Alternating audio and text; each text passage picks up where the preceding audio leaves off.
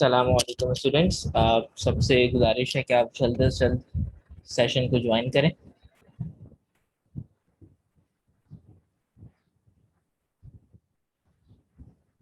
ठीक है, आज की क्लास का एजेंडा मैं बता चुका हूँ कि आज की क्लास के हमने अंदर क्या क्या चीज़ें देखनी है। आज की क्लास के अंदर हमने कवर अप करना था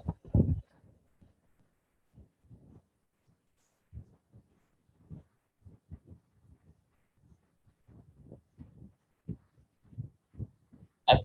स्टैंडिंग प्लान आता है जैसे कि प्लानिंग ग्रुप। ठीक, स्टूडेंट्स हमें ज्वाइन कर रहे हैं साथ साथ। जैसे ही मेजोरिटी हमें ज्वाइन कर लेती तो हम स्टार्ट करेंगे अपनी प्रेजेंटेशन को।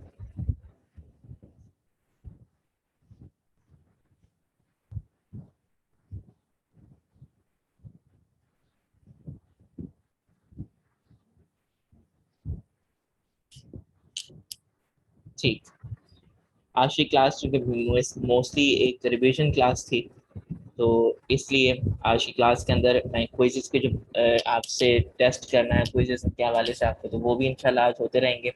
आज 3 प्रेजेंटेशंस आज की क्लास के अंदर हैं, 3 में से एक हो चुकी है और 2 बाकी हैं और ये हमारा सेकंड सेशन है। और बच्चे जैसे ही हमारे बाकी पार्टिसिपेंट्स हमें ज्वाइन करते हैं तो हम प्रॉपर तरीके से सेशंस को स्टार्ट करते हैं। रिमाइंडर के तौर पर मैं ग्रुप में भी लाइक कर देता हूँ।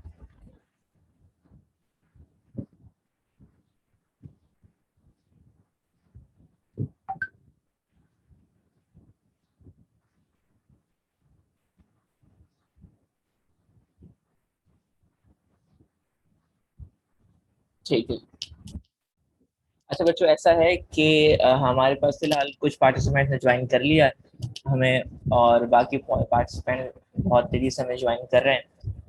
मैं मीनवाइल अपनी स्क्रीन जो है वो शेयर कर देता हूँ ताकि आप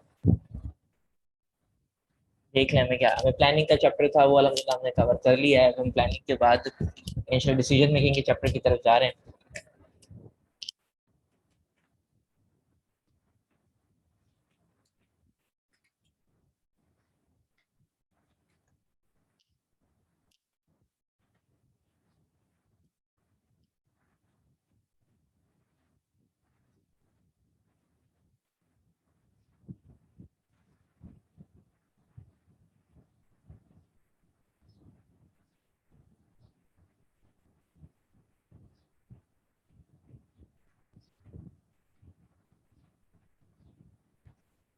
yes, this was a chapter essence decision making the essence of managers job. ये चैप्टर हमने कवर किया था और इस चैप्टर को हम आगे लेके चलते हैं। डिसीजन मेकिंग प्रोसेस की तरफ जाएंगे हम इंशाल्लाह, बहुत क्विकली रिवीट करेंगे। ये चैप्टर वो था कि इस चैप्टर पे हमने अच्छा खासा टाइम भी लगाया था, उस चैप्टर की एक्सरसाइजेस भी हमने देखी थी। ठीक है, फिलहाल क्लास इस मैं फिर भी ग्रुप में शेयर कर देता हूँ ताकि फौरन से जब ज्वाइन करें हमें।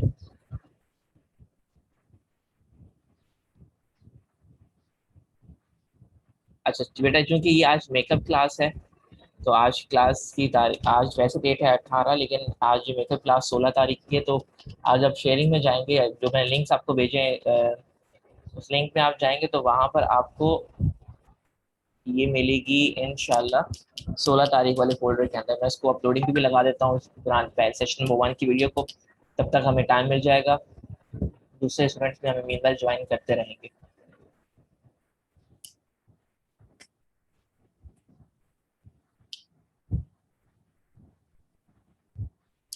ठीक है,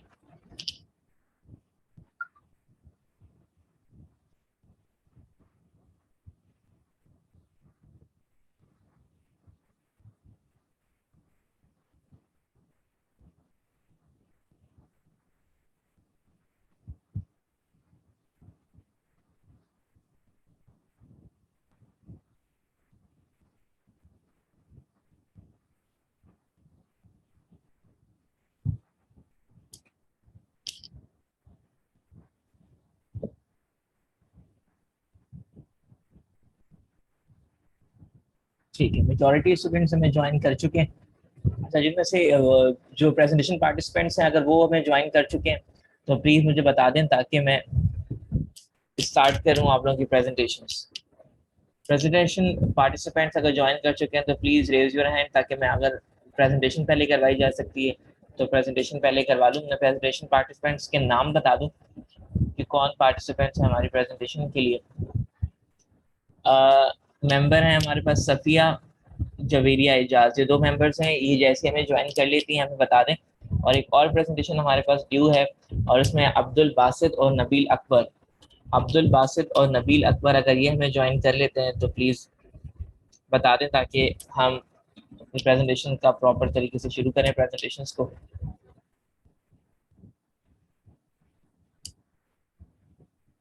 सफिया हमें ज्वाइन कर चुकी हैं।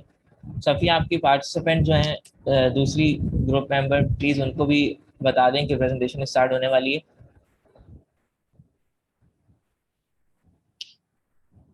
सफिया तो हमारे पास आ गई हैं, जवेरिया, एजाज बाकी हैं।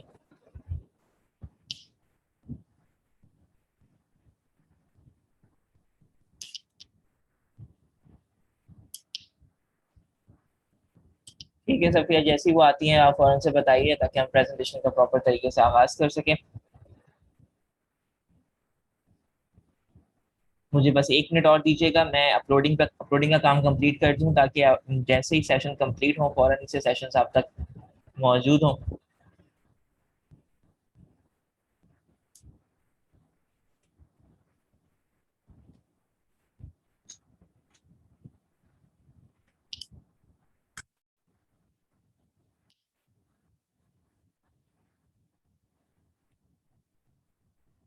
बस चंद सेकंड्स और चाहिए मुझे।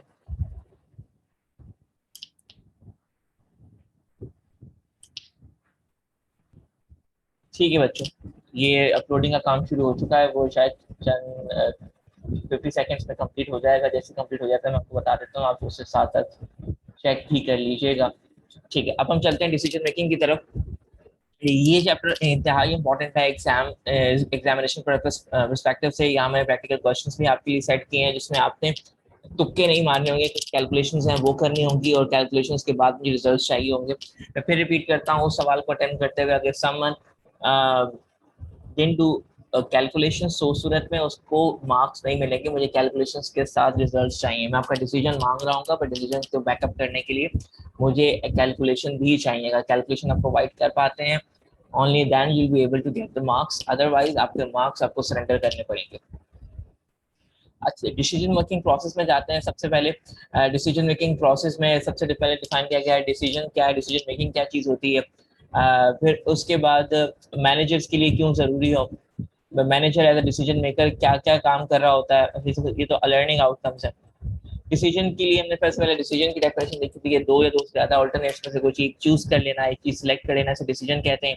डिसीजन मेकिंग प्रोसेस के 8 स्टेप्स हैं। मैं चाहूँगा कि ये 8 के 8 स्टेप्स बहुत अच्छे तरीके से आपको याद हों और इसकी एक्सप्लेनेशन भी दे सकते हो आप। जब तक अभी मुझे अभी लास्ट प्रेजेंटेशन के अंदर 5 ग्रुप मेंबर्स से रिजवान शुरू में बहुत अजीब तरीके से आए थे बट आखिर में उनकी एग्जाम्पल्स बहुत अच्छी होना शुरू हो गई थी। तो मुझे इसी तरह की एग्जाम्पल्स चाहिए होंगी आपकी, जो आप देंगे तो आपका जो आंसर है वो थोड़ा सा मार्क्स अर्निंग उसका पोटेंशियल बढ़ जाता है अगर आप मुझे एग्जाम्पल के साथ बात समझाएंगे तो। फिर उसके बाद ये 8 स्टेप्स हैं। पहला स्टेप है आइडेंटिफाई द प्रॉब्लम, प्रॉब्लम को आइडेंटिफाई करो, लेकिन उसके पहले प्रॉब्लम की डेफिनेशन मौजूद थी, प्रॉब्लम होती क्या चीज़ है। फिर कैरेक्टरिस्टिक्स ऑफ प्रॉब्लम की बात होती है कि प्रॉब्लम की कैरेक्टरिस्टिक्स क्या, बल्कि एक काम करते हैं, बल्कि एक क्विकली काम करते हैं, इसको एक अदर वे अराउंड लेके चलते हैं ताकि और बेहतर हो सके।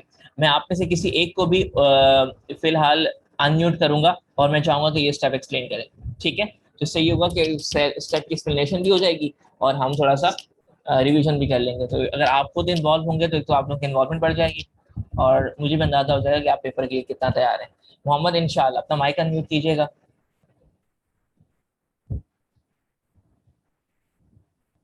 मोहम्मद, इंशाल्लाह अपना माइक अनम्यूट कीजिएगा, ठीक है। मोहम्मद, इंशाल्लाह आपने मुझे स्टेप नंबर 1 समझाना है डिसीजन मेकिंग में। फैसला लेते हुए जो सबसे पहला कदम लिया जाता है वो सामने आपको स्लाइड दिख रही है, आपने मुझे सिर्फ एक्सप्लेन करना है कि ये क्या है।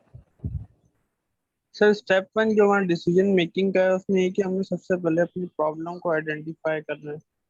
मतलब ये कि अगर कोई हम कोई भी वो काम करने जा रहे हैं तो सब कोई काम अगर हमारे से नहीं है तो हमें उसमें पहले प्रॉब्लम को आइडेंटिफाई करना है कि उसमें हमारी प्रॉब्लम आ क्या रही है। प्रॉब्लम क्या है? प्रॉब्लम ये है कि जब भी हमारे डिजायर स्टेट और एग्जिस्टिंग स्टेट में कोई भी डिफरेंस आएगा तो प्रॉब्लम क्रिएट हो जाती है।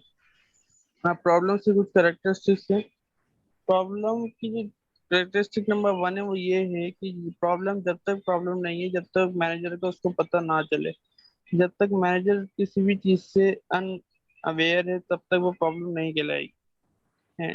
सेकंड ये कि जो प्रॉब्लम होती है वो अपने साथ एक प्रेशर लेकर आती है सॉल्व करवाने के लिए। ठीक है। थर्ड, मैनेजर के पास अथॉरिटी होनी चाहिए, इंफॉर्मेशन होनी चाहिए और रिसोर्सेज होने चाहिए ताकि वो उस प्रॉब्लम को सॉल्व कर सके। ठीक है, सही। अब मैं नेक्स्ट स्लाइड की तरफ जाऊंगा।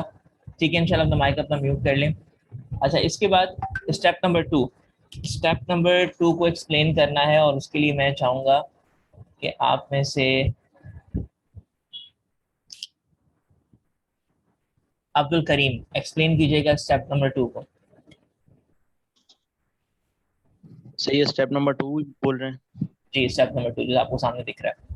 अच्छा सर, ये इसके अंदर जो डिसीजन क्राइटेरिया है ना, इसमें हमें जो इन्वेस्टमेंट जो हमारी रिक्वायर्ड है उसे भी देखना है, और उसको मतलब रिक्वायरमेंट के साथ साथ हमें ये भी देखना है कि इसमें रिस्क फैक्टर कितना है, मतलब हमें उससे आगे मुश्किलात कौन सी हो सकती है और हम उन्हें टैकल कैसे कर सकते हैं। और जो दूसरा ये है कि जो आउटकम्स है हमारे वो डिजायर्ड हो, मतलब उसकी इनकी जो ग्रोथ हो ना, एक कंसिस्टेंट ग्रोथ हो उनकी। ठीक है। कोई और एक्सप्लेन करना चाहेगा? आप में से हाथ रेस कीजिएगा। आप में से कोई और एक्सप्लेन करना चाहे पॉइंट नंबर 1 को तो बताइएगा, तो पॉइंट नंबर 2 को मैं पॉइंट नंबर 2 में और एक्सप्लेनेशन चाह रहा हूँ। जी, पॉइंट नंबर 2, मेहरुन्निसा जी एक्सप्लेन कीजिएगा। मेहरुन्निसा। सर इसमें ये है कि आपके पास इन्वेस्टमेंट रिक्वायर होती है, इसमें चांस भी फेलियर का होता है, लेकिन फिर भी हम लोग रिस्क के बगैर तो कोई काम नहीं होता। लेकिन फिर भी हमें चाहिए कि हम अपने गोल्स को अचीव करने के लिए, अपने प्लान को डेवलप करने के लिए रिस्क ले और अच्छे से अपने गोल को अचीव कर लें, और जो हमारी ऑर्गेनाइजेशन या फर्म के लिए ना बेनिफिशियल हो सके। अच्छा अच्छा, चल ठीक है, मैं रोक देता हूँ यहाँ पर। बच्चों में मेरा सवाल सुन ले।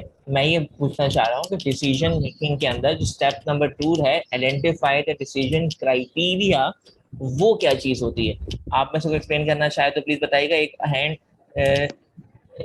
एक स्टूडेंट ने हाथ खड़ा किया था, वो बता दें जरा। जवेरिया नहीं, आपने हाथ खड़ा किया था। डिसीजन मेकिंग क्राइटेरिया में मतलब स्टेप नंबर 2 क्या होता है? सर स्टेप नंबर 2 में होता है कि पहले हमें जो भी हमारी प्रॉब्लम है उसको सॉल्व करने के लिए हमारे पास इन्वेस्टमेंट होनी चाहिए, कॉस्ट होनी चाहिए, जिसको लेके हम आगे प्लान कर सकते हैं कि हम किस चीज को बाय करने के एबल हैं, किस चीज को हम बाय कर सकते हैं। चलो, इसको उसके यहाँ में रुकता हूँ। Thank you so much. मैं फिर रिपीट कर रहा हूँ, बाकी मैं खुद एक्सप्लेन कर देता हूँ। बेटा, जब सवाल आएगा ना, तो सवाल में आपने एग्जाम्पल्स एक्सप्लेन नहीं, पहले तो आप बताएंगे डिसीजन मेकिंग क्राइटेरिया होती क्या चीज है। पहले तो आप में से कोई एक्सप्लेन करेगा डिसीजन मेकिंग क्राइटेरिया होती क्या चीज है?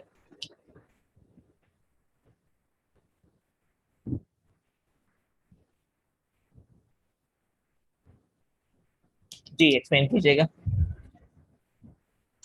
सर डिसीजन मेकिंग क्राइटेरिया है जो फैक्टर्स इंपॉर्टेंट होते हैं प्रॉब्लम को सॉल्व करने के लिए। ठीक है, किन किन चीजों पे हमें नजर रखनी है, कौन सी चीजों को कितनी अहमियत देनी है, that is decision making criteria, ऐसा? Yes sir. चलो, स्टेप नंबर 3 की तरफ जाएगा। कौन एक्सप्लेन करेगा स्टेप नंबर 3 को?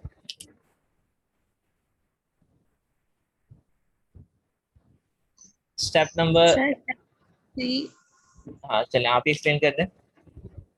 Okay sir. Sir step number 3 में हमने जब फॉर एग्जांपल अगर हम अपनी कंपनी के लिए, अपने वर्कर्स के लिए लैपटॉप लेना चाह रही हूँ, अब मैं जो लैपटॉप में क्या चीज़ है, किस चीज़ को देख के मुझे वो लैपटॉप लेना है, कि मुझे उसको स्टोरेज देखनी है, बैटरी देखनी है, उसका पीसी है, उसका कुछ भी देखना है, स्क्रीन देखनी है, तो उसके जो मेरे इंपॉर्टेंस है इस चीज़ की, जैसे मुझे स्टोरेज ज़्यादा चाहिए, उसकी स्क्रीन अच्छी चाहिए, बैटरी अच्छी चाहिए, तो उसको मैं रेट करूंगी, उसका वेटेज लिखूंगी कि ये मुझे सबसे इम्पोर्टेंट है, उसके बाद ये, उसके बाद ये।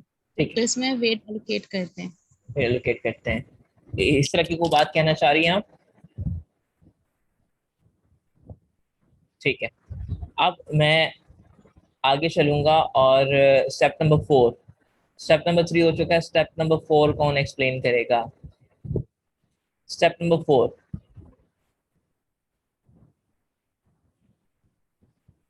स्टेप नंबर 4,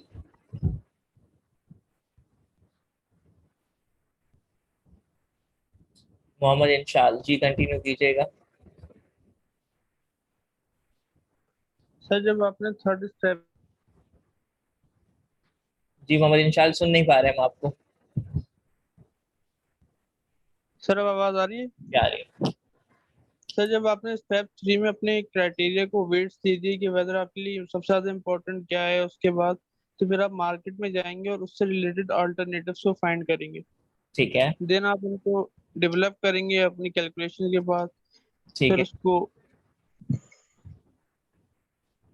ठीक है, सही। स्टेप नंबर 4 हो गया हमारे पास। स्टेप नंबर 5 की बात करते हैं। और मार्केट में गए, हमने सारे ऑप्शंस देख लिए। स्टेप नंबर 5 क्या है जी? स्टेप नंबर 5 जल्दी कीजिएगा, कौन बताना चाहेगा स्टेप नंबर 5?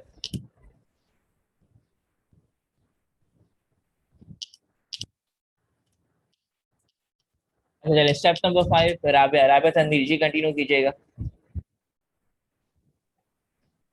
जी जी सर बहन। स्टेप नंबर 5 में ये है कि जो भी हमने अल्टरनेटिव लिए है ना, अभी हम उनको देखेंगे कि जो हमें जो चीज मतलब कि हमें जिन जिन बुनियाद पर हमें अपनी वो प्रॉब्लम सॉल्व करना है, उसके लिए हमें जो जो चीज चाहिए, क्या वो उस प्रॉब्लम को सॉल्व, जैसे एक कंपनी, एक कार हमने ली और हमने अलग अलग की कंपनीज ली, तो अब जो जो हमने कंपनीज दी और जो हमें जिस कार में हमें जिस चीज की हमें नीड है ना, तो उससे एनालाइज करेंगे, मतलब जो अल्टरनेटिव हमने लिए, ठीक है, होंडा होंडा जो भी हमने जो जो पार्ट्स थे, तो देखेंगे कि जो हमें चाहिए वो उस कार में है या नहीं है, वो शाबाश, है तो कितनी है, उसकी वेटेज क्या है, मतलब, और अगर तो उसके हिसाब से हम इसको शाबाश, देखेंगे, शाबाश, जैसा इस तरह से।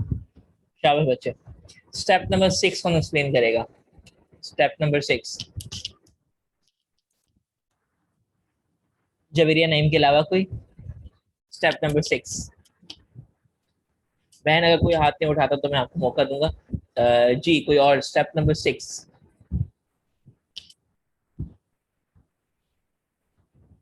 अब्दुल करीम जी। सर जो अल्टरनेटिव्स हमने देखे हैं उसमें से देखते हैं कि जो हमें ज्यादा, जो मतलब हमारी वेटेज में जो ज्यादा उतरता है हम उसी को जो है ना चूज करेंगे। शाबाश, जबरदस्त। क्या वैसे ही चूज कर लेना बेहतर है, या जिसका जिसका लेट्स सपोज यहाँ पर गए और यहाँ पर जाके जिसके पॉइंट ज्यादा थे मैंने उसको ले लिया, ऐसा है कुछ? अब्दुल करीम ऐसी बात है? तो सर ये हम नहीं, वेटेज यहाँ देखेंगे कि हमें किस बेस पे जो है ना कितनी रिक्वायरमेंट है, उसके हिसाब से हम देखेंगे। अगर हमारी उन वेटेजेस पे वो पूरा उतर रहा है तो वो बेस्ट है। अगर वो उन वेटेजेस से भी ऊपर आ रहा है और कॉस्ट भी कम आ रही है तो हमारे लिए बोनस पॉइंट होगा फिर ये। चलो अब्दुल करीम, क्या मुझे आप पॉइंट नंबर 7 बताएंगे? 7 में क्या है?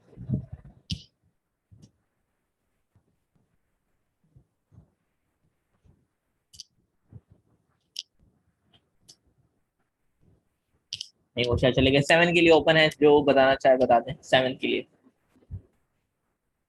Point step number 7।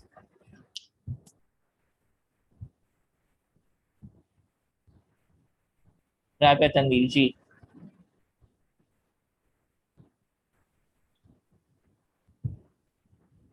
अच्छा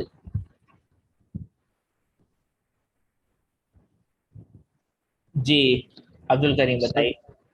सर जो अल्टरनेटिव हमने सेलेक्ट किया है अब हम उसकी जो है ना मतलब इम्प्लीमेंटेशन करेंगे और देखेंगे कि जो हमारे जो डिजायरेबल गोल्स हैं वो पूरा उस पे मतलब हो भी रहा है, काम हमारा रिजॉल्व भी हो रहा है या नहीं हो रहा। ठीक है, सही है जी। अच्छा जी, स्टेप नंबर लास्ट स्टेप है, वो कौन एक्सप्लेन करेगा? और लास्ट स्टेप की मैं आपको स्लाइड दिखा देता हूँ। यस, और मैं चाहूंगा कि यहाँ पर जवीर नईम के अलावा हाथ रेस कीजिएगा, बहुत आसान स्टेप है।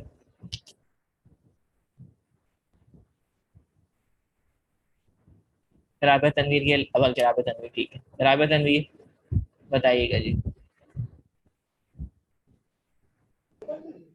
जी राबिया तंवीर। सर अभी तो हमने जो अल्टरनेटिव सेलेक्ट किया, अभी हमें देखना है कि वो हमारी जो चीज हमें चाहिए वो उसके हिसाब से है, कि जो हमारा जो आउटकम फिर वो यूज करेंगे, जो मैनेजर और जो स्टाफ होगा वो उस चीज को यूज करेगा और फिर देखेगा कि जो अल्टरनेटिव हमने जो सेलेक्ट किया है वो इफेक्टिव है कि अनइफेक्टिव है। वो हमारे डिसीजन के हिसाब से हमारा डिसीजन सही है कि गलत है।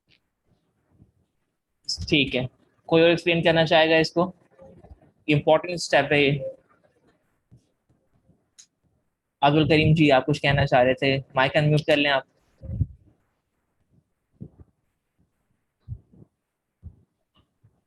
जी सर इसमें ये है कि हमने जो जिस काम के लिए वो अल्टरनेटिव चूज किया है वो ये देखना है कि हमें ये अल्टरनेटिव जो है ना उससे मतलब उतना इफेक्टिव है भी या नहीं, उतनी मतलब हमें उसकी आउटकम मिल भी रही है नहीं, ये जो रिजल्ट हम एक्सपेक्ट कर रहे हैं वो हमें मिल भी रहे हैं या नहीं मिल रहे।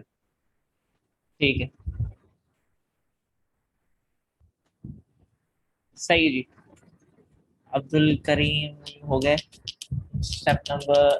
ठीक है जी, अब मैं आगे आगे कंटिन्यू करता हूँ।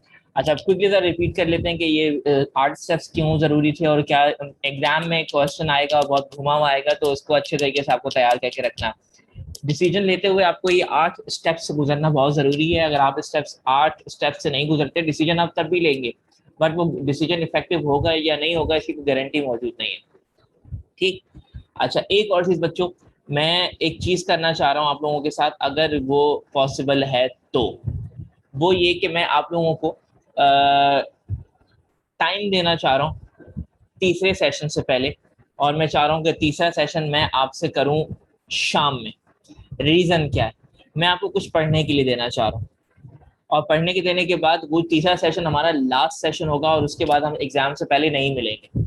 उस तीसरे सेशन के अंदर मैं आप लोगों की जो पढ़ने के बाद लूज एंड निकलेंगे, ग्रे एरियाज निकलेंगे, वो मैं वहां पर उन ग्रे एरियाज को फिक्स करने की कोशिश करूंगा उस आखिरी एक सेशन के अंदर।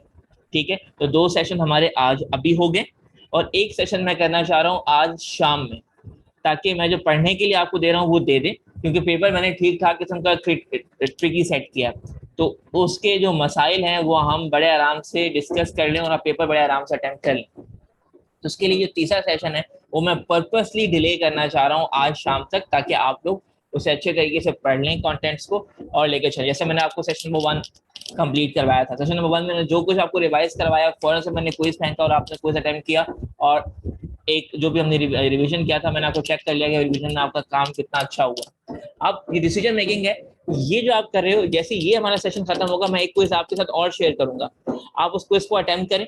अटेम्प्ट करने के बाद, आज है शायद जुमा,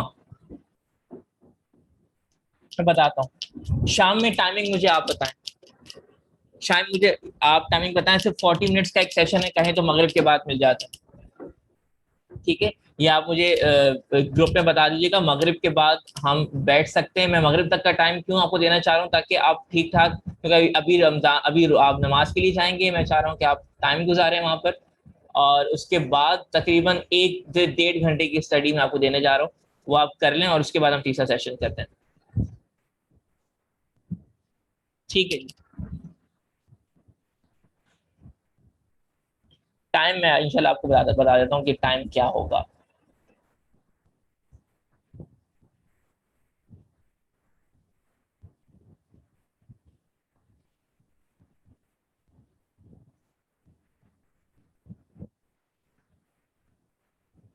ठीक है, चले एक काम करते हैं।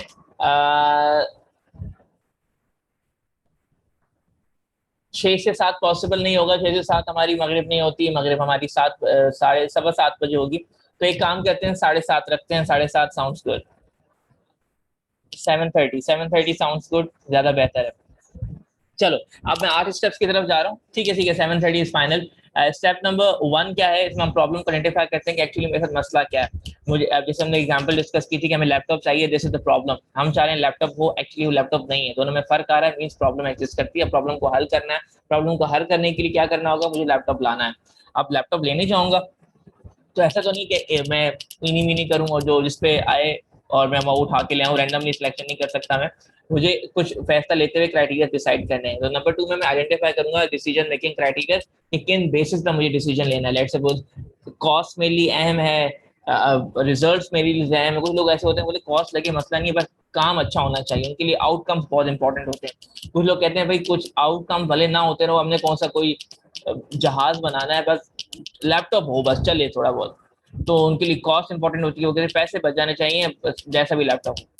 तो उस वक्त मैं डिसीजन मेकिंग अपना क्राइटेरिया सेट करूंगा, मुझे क्राइटेरिया क्या चाहिए, किन किन चीज़ों में मुझे चीज़ें देखकर मुझे लैपटॉप लेना है। तो वो जो चीज़ें मुझे देखनी है उनकी मैं लिस्ट बनाऊंगा कि उसकी स्टोरेज देखनी है, पैसा देखना है, वारंटी देखनी है, कितनी देर में डिलीवर कर देगा वो देखना है। तो वो मैं सब चीज़ों की एक लिस्ट बना लूंगा अपने पास।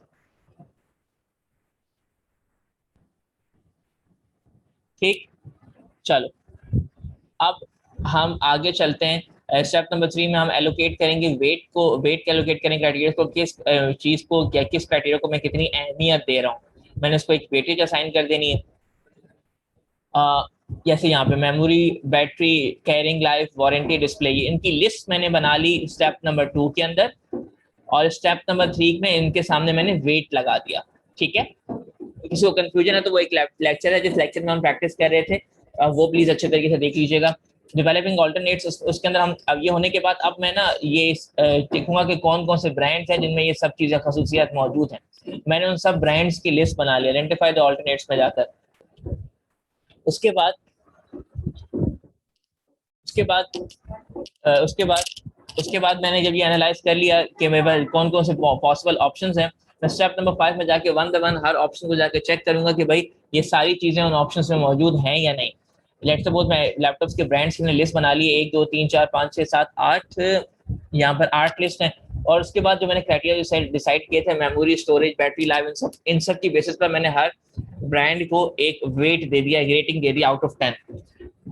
इसके बाद स्टेप नंबर 6 में मैं जाके सिलेक्ट करूंगा ऑल्टरनेट को जो कि मुझे बेस्ट लगता है। लेकिन जब मैं बेस्ट लेने जाऊंगा तो उससे पहले मैं जाकर मैं सिलेक्शन कर रहा हूँ तो उस वक्त मुझे एक छोटी सी कैलकुलेशन करनी है। वो क्या करनी है कि जो भी मुझे रिवेट यहाँ पे मैंने मार्किंग की हुई है, इन मार्किंग को मैं मल्टीप्लाई करूंगा वेटेजेस के साथ, और मेरा टेबल कुछ इस तरह से बन जाएगा। तो जब ये हो जाएगा तो मैंने उसकी बेस पर जो टोटल मार्क्स निकलेंगे, मैंने कोई एक ब्रांड सेलेक्ट कर देना। जब मैंने इसको सिलेक्ट करना है तो नंबर 7 में जाके मैंने इसको इम्प्लीमेंट करना है। यहाँ पर इम्प्लीमेंटेशन का मतलब जाके परचेज करना होगा। मैं परचेज करके उठा के घर ले आऊंगा या अपने ऑफिस ले जाऊंगा और इस पर काम शुरू कर दूंगा। स्टेप नंबर 8 जो कि कंट्रोलिंग का स्टेप है, और इसके अंदर हम लोग करेंगे ये कि मैं इवेल्युएट करूंगा जो डिसीजन मैंने जो सोच के डिसीजन लिया था, क्या वो डिसीजन वैसा हुआ भी है या फिर नहीं। अच्छा जी, इसके बाद हम चलेंगे रैशनल डिसीजन मेकिंग की तरफ। रैशनैलिटी क्या चीज होती है? Managers make constant value maximising choices with specified constraints, अपनी औकात अपने अपने चादर के मुताबिक पांव फैलाते हुए जो बेस्ट से बेस्ट ऑप्शन सिलेक्ट करना मैनेजर का, इसे रैशनल डिसीजन मेकिंग कहते हैं। और ये दानिशमंदाना फैसला भी कहा जा सकता है इसे। बट अपनी इसमें इंपॉर्टेंट चीज है, मैंने उस दिन बताया था, स्पेसिफिक कंस्ट्रेंट्स, अपनी लिमिटेशंस के अंदर रहते हुए। इसके बाद हम जाएंगे बाउंडेड रैशनैलिटी की तरफ। बाउंडेड रैशनैलिटी क्या है कि इसका मतलब ये होता है कि अपनी अकल, अपनी सोच, अपनी लिमिटेशंस के अंदर रहते हुए आपने बेस्ट से बेस्ट ऑप्शन लिया, लेकिन वो बेस्ट नहीं था, उससे भी बेहतर हो सकता था, बट आपके पास वो काबिलियत ही नहीं थी उस जगह तक पहुंचने की। तो इसलिए आपने अपने हिसाब से जो बेस्ट फैसला किया होगा वो बाउंडेड रैशनैलिटी होगी, और ओवरऑल जो सबसे बेस्ट होगा वो रैशनल डिसीजन मेकिंग कहलाएगी। अच्छा, इसके बाद इंट्यूटिव डिसीजन मेकिंग की बात की थी। इंट्यूटिव डिसीजन मेकिंग क्या होती है? ये जिसमें आप अपने फीलिंग, एक्सपीरियंस और पुराने जो अचीवमेंट्स हैं उसकी बेस पर फैसला करते हैं, उसका आप इंट्यूटिव डिसीजन मेकिंग कहते हैं। इसमें कोई कैलकुलेशन वगैरह आप लोग नहीं कर रहे होते।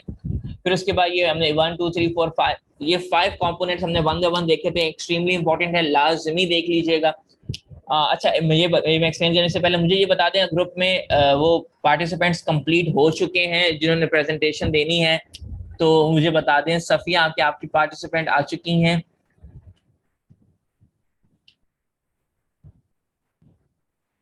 ठीक है, तो शायद नहीं आई है अभी तक।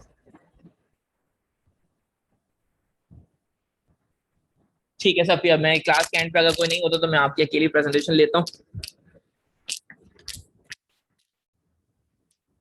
ठीक है, अब्दुल बासित और नईम अगर वो भी ज्वाइन कर चुके हैं तो प्लीज बता दें, मुझे कंफर्म कर दें ताकि मैं उनकी प्रेजेंटेशन भी करवा दूं। अच्छा, इंट्यूटिव डिसीजन मेकिंग के अंदर ये 5 कंपोनेंट्स है। इन 5 कंपोनेंट्स को एक्सप्लेन करने से पहले ये एक्सट्रीमली इंपॉर्टेंट है, लाजमी देखिएगा बच्चों, इसको अच्छे तरीके से रिवाइज कर लीजिएगा और स्लाइड्स वो रिकॉर्डिंग मौजूद है वहाँ अच्छे तरीके से देख लीजिएगा। Types of problem and decisions, structured problem और प्रोग्राम डिसीजन मेकिंग, इसको देखते हैं। बट मैं पहले चाह रहा हूँ कि सफिया आप अपनी प्रेजेंटेशन दे लें, ऐसा ना हो कि आपकी प्रेजेंटेशन आखिर में रह जाए।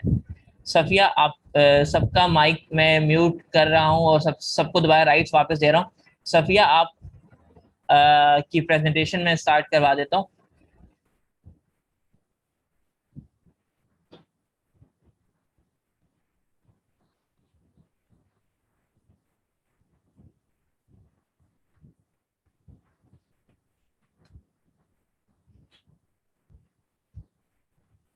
ठीक है सफिया, माइक तैयार रखिएगा, मैं प्रेजेंटेशन स्टार्ट करवा रहा हूँ आपकी बिल्कुल राइट नाउ।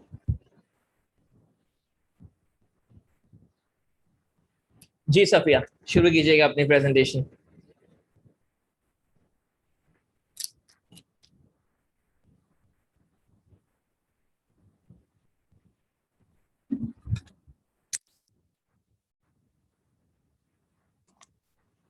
जी जी यस सर, तो मेरा टॉपिक है foundation of planning. Next slide sir, starting की स्लाइड जो है ये एजाज की थी। अच्छा ठीक है, मुझे आप बता दीजिएगा जब आपकी स्लाइड स्टार्ट हो। ओके बच्चों this was type of presentation I was talking about, मुझे बताइएगा बच्चों। No sir, sir previous slides, नाम बता दें स्लाइड का। ये वाली, इससे पहले वाली। प्लानिंग एंड परफॉर्मेंस, ठीक। Yes, so basically sir planning and performance की जो है एक रिलेशन होता है। मतलब प्लानिंग अगर होगी और अगर हमारी परफॉर्मेंस नहीं होगी, मतलब अगर हमने कोई चीज़ प्लान कर ली हो लेकिन हम परफॉर्म नहीं कर रहे हो, तो फिर हमारी उस प्लानिंग का कोई फायदा नहीं होगा। और अगर हम, जैसे कि हम प्लानिंग हमने नहीं की लेकिन हम कोई परफॉर्मेंस कर रहे हैं, तो हमें ये नहीं पता लगेगा कि ये हमारी परफॉर्मेंस सक्सेसफुल होगी या नहीं। तो है ना, प्लानिंग और परफॉर्मेंस जब तक, मतलब अगर हमारी प्लानिंग भी होगी और परफॉर्मेंस भी होगी तो हमारे जो गोल होगा वो अचीव हो जाएगा, सक्सेसफुल हो जाएगा। Next slide. अच्छा मुझे बस दे दें, नेक्स्ट स्लाइड स्टार्ट कर रहा हूँ।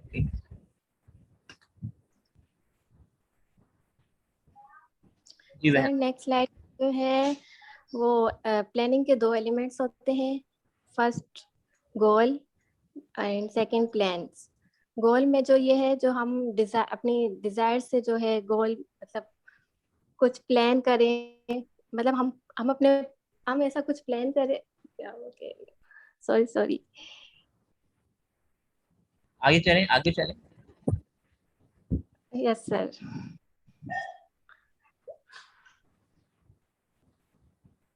मतलब अगर हमें कोई प्लान करना है तो हमें उसके लिए हमें जरूरी है कि हमारे पास एक गोल होना चाहिए। अगर हमारे पास गोल होगा तो ही हम प्लान कर सकेंगे कि हमें उस गोल को मतलब किस तरह अचीव करना है, तो ही हम प्लानिंग कर सकेंगे। देन है सेकंड है प्लान। नेक्स्ट स्लाइड चाहिए आपको? Yes sir. गोल्स है बेटा। Yes, types of goals. जी गोल्स जो, नहीं sir, previous slide. Previous slides yes, आ गए थे प्रीवियस स्लाइड पे। हाँ, टाइप्स ऑफ गोल्स। गोल्स की दो टाइप्स होती है, फाइनेंशियल गोल्स और स्ट्रेटेजिक गोल। जो फाइनेंशियल गोल्स होते हैं वो इंटरनल फाइनेंशियल परफॉर्मेंस के लिए होते हैं ऑर्गेनाइजेशन की, कि हमें मतलब ऑर्गेनाइजेशन के अंदर जो इंटरनल जो है उसकी फाइनेंशियल परफॉर्मेंस है, उसके लिए ये जो है गोल होते हैं फाइनेंशियल गोल। स्ट्रेटेजिक गोल जो होते हैं वो जो है एक्सटर्नल एनवायरनमेंट के लिए होते हैं। Next slide. Types of plans. Strategic plans जो होते हैं वो ऑर्गेनाइजेशन के लिए अप्लाई होते हैं, और ये जो है हमारे पूरे ओवरऑल गोल के लिए होते हैं। और ये जो है मतलब के लॉन्ग टर्म पीरियड के लिए जो है ये कवर हो सकते हैं। देन है सेकेंड ऑपरेशनल प्लान्स। ये जो है हम हमारे जो गोल है उसको स्पेसिफाई करते हैं, और ये शॉर्ट टर्म के लिए मतलब उसमें कवर हो जाते हैं ये प्लान्स। देन है long term plan. Long term plan में जो है हम प्लान करते हैं लॉन्ग टर्म के लिए। शॉर्ट टर्म प्लान इसमें हम जो है वन ईयर और लेस 1 ईयर, मतलब 1 ईयर से कम जो है हम प्लान कर रहे होते हैं। ठीक है। देन इसके बाद है स्पेसिफिक प्लान। स्पेसिफिक प्लान में जो है हम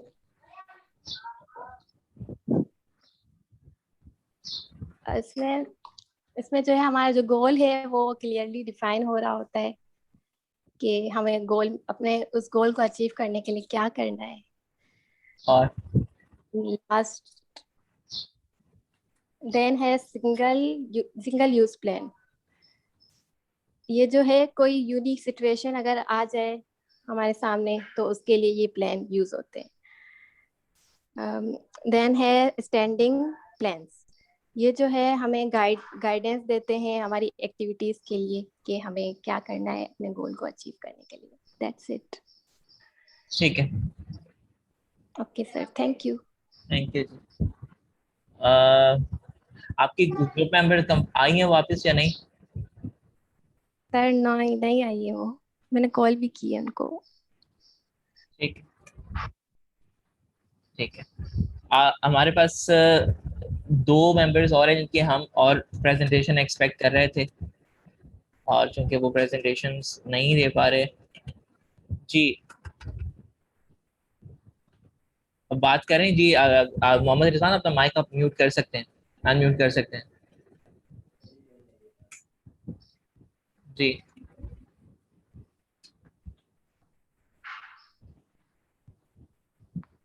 जी रिजवान, अच्छा मैं अनम्यूट कर देता हूँ यहाँ से, अगर कोई इशू है।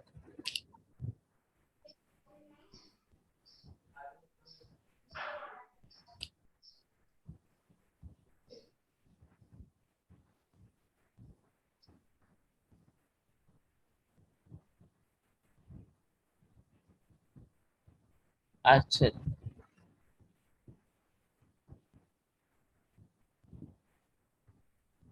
मोहम्मद रिजवान आप ट्राई कीजिए।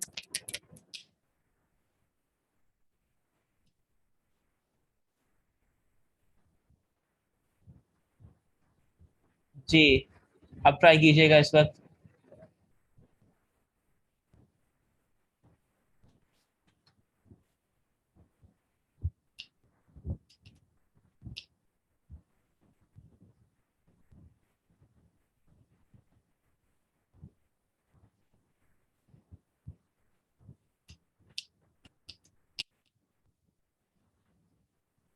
जी, अब ट्राई कीजिएगा मोहम्मद रिजवान। यस सर, हो गया, अभी हो गया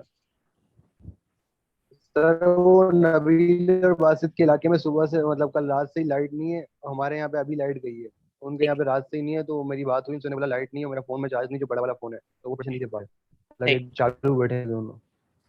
ठीक है बच्चों। अच्छा चलो बच्चों, ऐसा है कि अभी तो मैं यहाँ उनको पर सेशन बोल दूं वो रात में कर सकते हैं सर? कर सकते हैं, वो कर दीजिएगा। उनको बोल दूं रात में? अच्छा, अब आपने करना है ये बच्चों ठीक है सर। कि अभी हमारा तकरीबन 3-3.5 मिनट बाकी रह गए हैं। इसके बाद फौरन बाद मैं आपको एक लिंक शेयर करूंगा। आपने उस लिंक पे जाकर, जैसे आपने क्विज नंबर 2.1 दिया था, जैसे क्विज 2.2 आप अटेम्प्ट करेंगी, और एक क्विज इंशाल्लाह आपका रात में होगा क्लास के फौरन बाद, 2.3 वाला। ठीक है। अच्छा, मैंने आपसे जो वादा किया था कि मैं आपके मल्टीपल क्विजेस लूंगा, उसकी वजह सिर्फ ये है कि जितने ज्यादा क्विजेस मैं ले सकता हूँ, जब मैं ज्यादा क्विजेस लूंगा तो ऑफिस लेट सपोज मुझे लेने क्विज 3 है या 4 लेने हैं, मैं आपसे 5 क्विजेस ले लेता हूँ। तो उससे ये होगा कि मैं आपके जो बेस्ट क्विजेस होंगे, 4 या 3 जो जितने मुझे चाहिए, मैं वो ले लूंगा। जो एक सबसे खराब क्विज होगा मैं उसे हटा दूंगा, इंडिविजुअल हर बंदे का अलग अलग। क्योंकि अगर कोई तैयार नहीं था या किसी को अचानक से क्विज का पता चला तो उसकी परफॉर्मेंस खराब थी, तो एटलीस्ट वो वाला एलिमेंट यहाँ से निकल जाएगा। ठीक है। अच्छा, अब ऐसा है कि रात को जो आप इकट्ठे होंगे, रात को हम इकट्ठे हो रहे हैं 7:30 बजे इंशाल्लाह। मगरिब हमें 7:30 बजे मगरिब के फौरन बाद नमाज होगी हमारी, तकरीबन 7:20 पे नमाज होती है। खत्म होते होते वो 7:30 7:35 तक फारिग हो जाएंगे। और जैसे ही फारिग होते हैं, मैं जस्ट लेट यू नो कि आप फौरन से ज्वाइन करें। मैं यहाँ पे सेटअप लगाकर फौरन से आपके पास आता हूँ। आप 40 मिनट्स का एक सेशन होगा, जैसे वो सेशन खत्म होता है तो फौरन ही से मैं आपके क्विज के लिंक शेयर कर दूंगा, वो क्विज आप अटेम्प्ट करेंगी। अच्छा, जो आपका क्विज है 2.2 वो आपको अभी थोड़ी देर में मिल जाएगा, अगले तकरीबन 2 मिनट में। अच्छा, अब आपने करना ये बच्चों कि वो जो लिंक मैंने आपको शेयर किया था, जिस लिंक के अंदर आप सारे के सारे लेक्चर्स पुराने देख सकते हैं, उस लेक्चर के उसके अंदर आपके पास आज का पहला जो हमारा सेशन है वो कंप्लीट भी हो चुका है, वो अपलोड भी अल्हम्दुलिल्लाह हो चुका है। आपको 16 जून वाली क्लास में मिलेगा, बिकॉज ये 16 जून की मेकअप क्लास है, वहां मिलेगा। अच्छा, अब आपने करना ये कि जो पढ़ने के लिए मैंने आपको देना था वो क्या था, हमारे पास फाउंडेशंस ऑफ कंट्रोलिंग के नाम से एक चैप्टर है बेटा, वो चैप्टर अच्छे तरीके से रिवाइज करके आइएगा। हम उस चैप्टर को बहुत तेजी से लेके चलेंगे और उसी चैप्टर के ऊपर एक सवाल आने वाला है आपका, सवाल नहीं, सवालात आने वाले हैं बहुत सारे, तो वो चैप्टर देख लीजिएगा। वो चैप्टर आपने पढ़कर आना है, फाउंडेशंस ऑफ कंट्रोलिंग। और क्विज में कोई सवाल है जो क्विज में आपको दूंगा तो उसमें आपने अटेम्प्ट तो कर ही लेना है डेफिनेटली, बाद में कोई क्विज में कोई सवाल रह जाता है तो आप वो भी डिस्कस करना चाहें तो वो आप लास्ट सेशन में कर सकते हैं। जी, रात में सवाल ही आया, रात में क्विज होगा। जी बेटा, सवाल रात में क्विज होगा। मैं फिर रिपीट कर रहा हूँ, रात को क्या होने वाला है, रात को हम सब इकट्ठे होने वाले हैं तकरीबन 7:30 7:35 पे, मगरिब की नमाज जमात वगैरह से फारिग होने के बाद।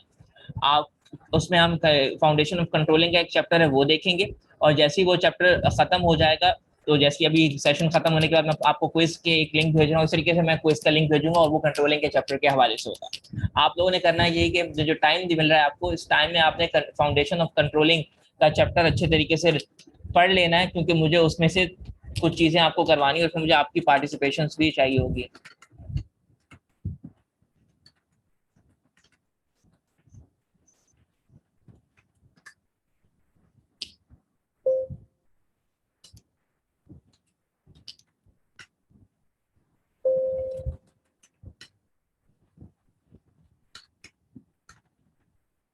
ये बेटा, ये चैप्टर है जिस चैप्टर की मैं बात कर रहा हूँ, चैप्टर नंबर